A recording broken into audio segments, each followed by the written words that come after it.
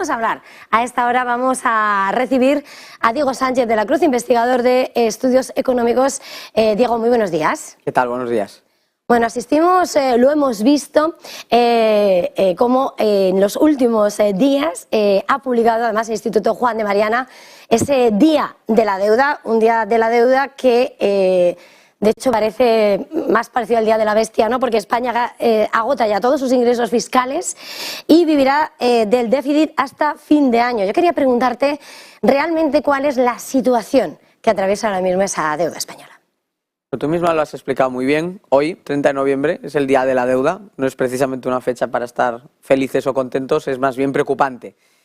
Si cogemos todos los ingresos de las administraciones públicas, impuestos, cotizaciones, y los repartimos entre todo el gasto que realizan a lo largo del ejercicio, lo que encontramos es que hoy, 30 de noviembre, se agotan esos ingresos. Es decir, todo el último mes del año lo vamos a financiar a crédito, aumentando más y más esa deuda pública que además es bastante elevada y duplica los niveles de referencia que nos pide la Unión Europea. Entonces, tenemos una situación compleja, es decir, estamos cubriendo un mes entero del año de gasto público tirando de déficit, aumentando el endeudamiento. Este año el ritmo de crecimiento de la deuda es de 2.000 euros por segundo, de 115.000 euros por minuto.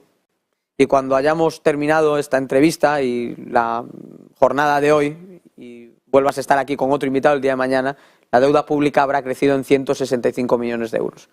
Y está bien explicar el déficit o la deuda en relación con el PIB, pero lo más importante es comparar los ingresos y los gastos de las propias administraciones para entender su capacidad de repago y el volumen de obligaciones que hemos ido acumulando, que como ves no es pequeño. Además, el crecimiento de la deuda en España ha sido el segundo más alto de toda Europa en los últimos 4 años, o sea que cuando nos comparamos con nuestros vecinos, la foto también es muy preocupante. Por adentrarnos, decías, hay que comprender esa lectura, esos ingresos, esos gastos y realmente los compromisos de pagos. Ahora mismo, ¿hasta qué punto es vertiginoso? ¿Hasta qué punto no es cuestionable ese horizonte al que va de aquí a final de año España? Bueno, lo más importante que tenemos que tener en cuenta es que la deuda tiene un coste y parece que se nos ha olvidado. No solamente vamos ya normalizando el hecho de gastarnos 40.000 millones de euros al año solamente en gasto financiero de refinanciar la deuda, emitir nueva deuda, etcétera. 40.000 millones, hay un coste de oportunidad muy grande ahí. Podríamos eliminar, por ejemplo, el impuesto de sociedades, solo por ponerte un ejemplo, y nos sobrarían otros 10.000, 15.000 millones, que es el valor fiscal de las medidas de alivio que se han tomado a lo largo de la crisis de la inflación.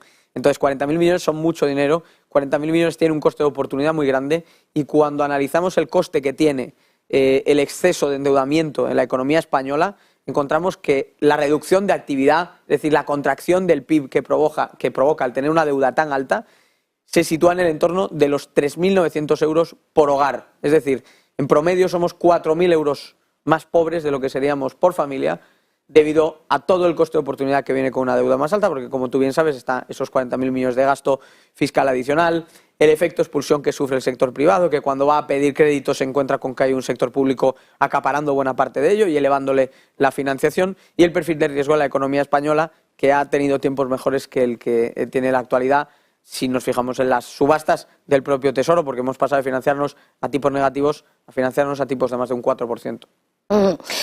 Señalabais además en ese estudio, en este diagnóstico sobre el Día de la Deuda, cómo España va camino a enlazar 21 años consecutivos con el presupuesto público en situación de déficit, y además cómo ese volumen de deuda acumulado por las administraciones públicas se ha disparado de menos del 40% a ese más del 110% del PIB entre 2008 y 2022, con esas reglas de la eurozona que además vienen presionando. Y con ese calendario, lo veíamos en el informe, ese calendario en los próximos meses, que quería de alguna manera que nos explicases exactamente cómo es esa evolución y, bueno, ese marcha adelante y sin freno.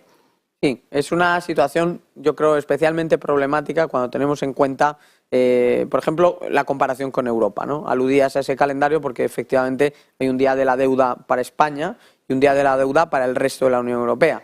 No sé si tenemos el calendario a disposición para poderlo proyectar ahora mismo. Nos lo van a poner ahora. Pero ahí podemos ver que, por ejemplo, en el mes de noviembre España aparece con otros países que no lo están haciendo bien. Pero hay que hacer una salvedad, es decir, estas economías que llegan al día de la deuda incluso antes que nosotros, ¿no? Eslovaquia, Malta, Rumanía, Bulgaria, Polonia, bien, En todos esos 7 países que tienen un día de la deuda antes que España y que por lo tanto tienen aún más déficit este año, el stock de deuda acumulada es un 50% más bajo que en España. O sea que tampoco nos sirve de consuelo el hecho de que haya algunos países que lo han hecho aún peor que España, porque en esos países las obligaciones financieras que han asumido sus respectivos tesoros a lo largo de los últimos años son la mitad que en España en promedio. Y eso lo que nos viene a decir es que estamos en una situación bastante problemática cuando nos comparamos con el resto de la Unión Europea. Hay otro dato que no sé si lo podemos proyectar ahora mismo, pero que tiene que ver con la seguridad social. Si nosotros cogemos la caja de la seguridad social, y puedes ver cómo ha crecido la deuda, se ha quintuplicado en los últimos años. Hemos pasado de una deuda más o menos enquistada de unos 20.000 millones a una deuda de más de 100.000 millones, si la hemos multiplicado por 5. Pero lo que es más grave aún, si cogemos la deuda de la seguridad social y sacamos las transferencias que recibe ahora mismo de los presupuestos generales, que de alguna forma vienen a maquillar el déficit estructural que hay entre los ingresos por cotizaciones y el pago de pensiones a nuestros mayores, el agujero no es de 20.000, 25.000 millones, que es la cifra oficial, incluyendo transferencias. El agujero es de 40, 45.000 millones.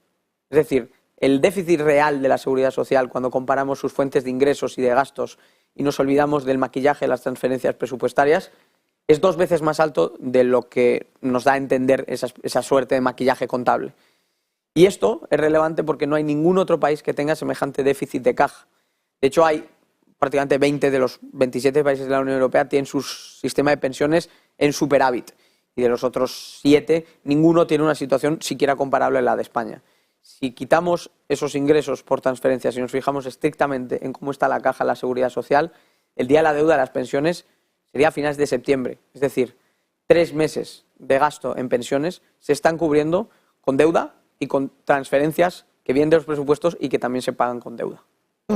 En este volumen de deuda, este volumen de la bestia, ¿no?, de la deuda, venimos además de lo que es cómo nos miran, porque la deuda hay que pagarla y alguien la tiene que comprar también para poder seguir financiándonos.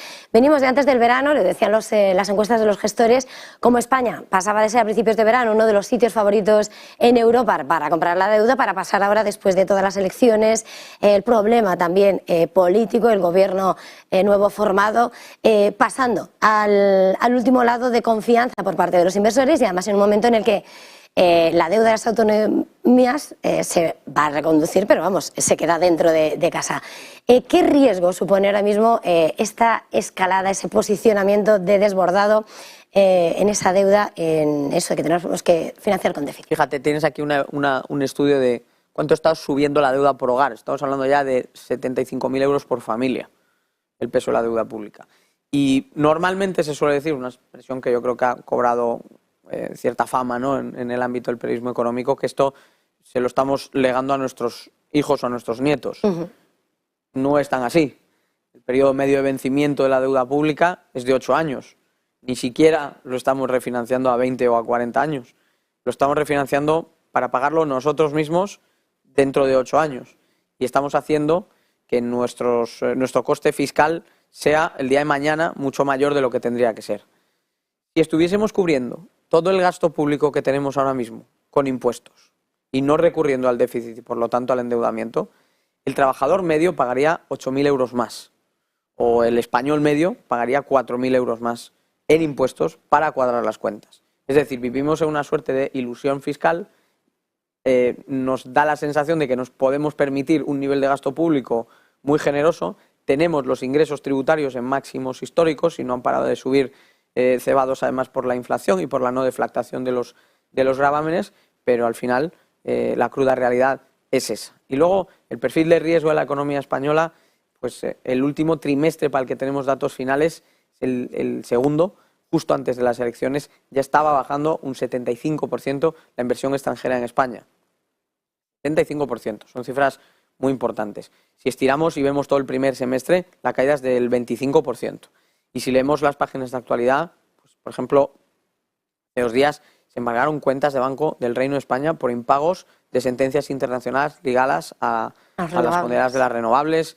Se filtran programas de gobierno a esos inversores y gestores internacionales que yo creo que le ponen los pelos de punta a cualquiera que intente cuadrar los ingresos y los gastos.